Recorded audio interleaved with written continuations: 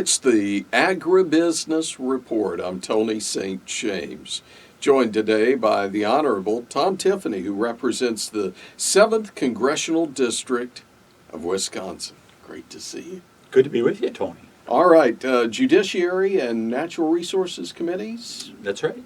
Well, in that case, that's enough to pretty much fill up an entire day. Probably just one of those, but to be on both, that keeps you on your toes. In fact, as we interview here today, yes, it is going to fill up my day. When we get done with our interview here, it'll be full speed ahead in both committees.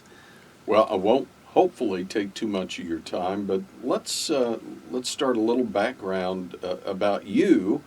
And you spent some time within the cooperative side of things, a farmers cooperative, but it was the fuel side, if I remember right. Yeah, so I grew up on a dairy farm, got an agricultural degree at UW School, UW River Falls in Wisconsin, and put it to use when I got out of college. Worked for a farm supply cooperative for about 7 years. What a great training ground to figure out all things agriculture, but also just really to learn the ropes of how to successfully run a business. I worked with some great people, and really interesting experience. Well, dairy, a pretty good place to start when we think of Wisconsin. Easy to think about dairy. What's the pulse right now of the dairy industry in the state? Well, as we speak, dairy prices are sliding once again, which seems to be the inevitable story of dairy farming going back decades. It's always on the roller coaster, and right now that roller coaster is going down. So the dairy farmers are really concerned about where this is going to head, and I suspect we're going to shed some more dairy farms as a result of that, unfortunately. And but tough business, and of course they just came off COVID with all the stuff that went on with that, much of it unnecessary, and so always challenges. Let's kind of segue from there. Same topic, though. It's the Milk Act, and this is not on the production side, but more on the consumption side. Is that right?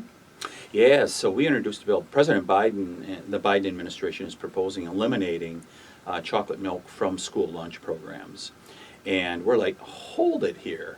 Nothing wrong with having chocolate milk. I remember back when I was a kid, every Friday we got to have chocolate milk. That was a big deal. And there's no reason for the federal government to be inserting themselves into the school lunch program like that, especially something that's nutritious like the flavored milks.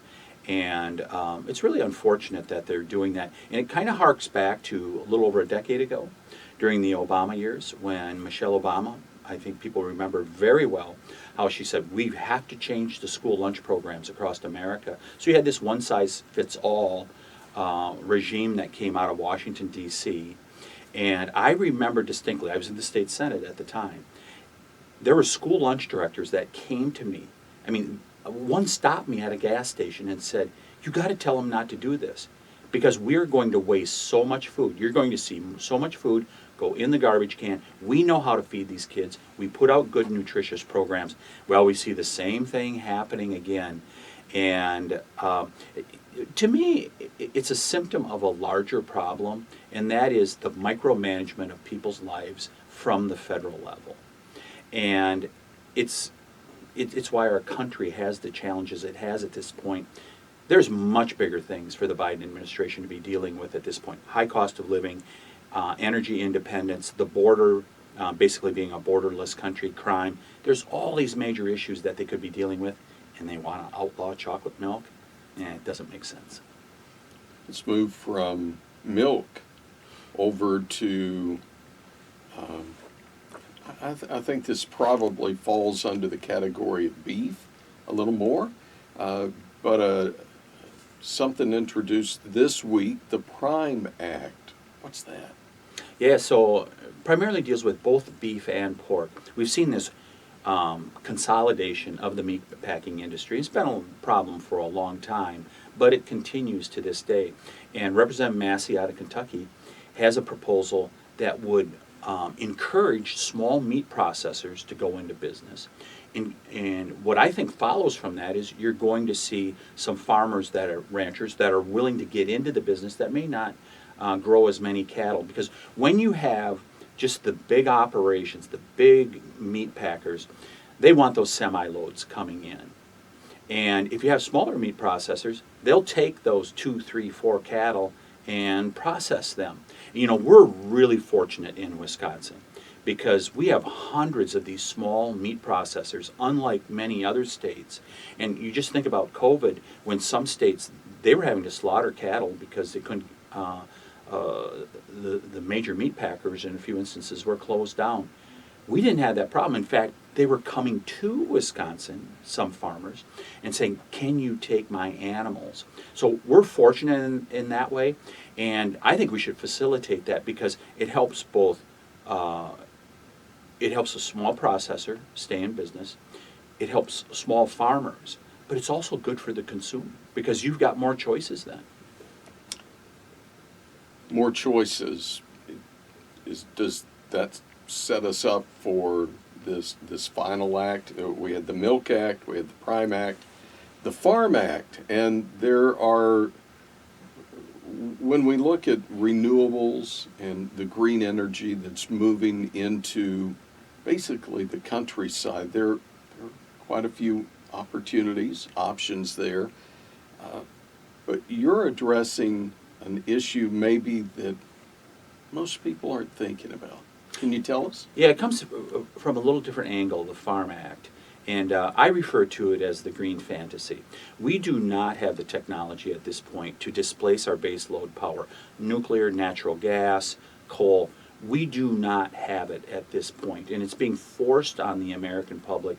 And as a result, I mean, we see the results in California over the last decade. They've done it, and their power is on half the time, and they pay twice as much for it. Now, that's a little bit of hyperbole here, Tony, but it's not too far from the truth, and the Europeans are really paying a price for what they've done in Western Europe, where they're switching back to coal to be able to keep the lights on in Western Europe.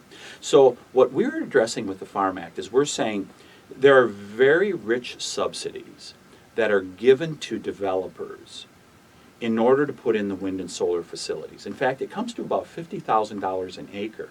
And what we're seeing is this conversion of farmland to wind and solar in like my home state of Wisconsin. And that wind and solar is only available about 20 to 25% of the time. I mean, when you're in northern Wisconsin, where I come from in the winter, the sun doesn't shine much.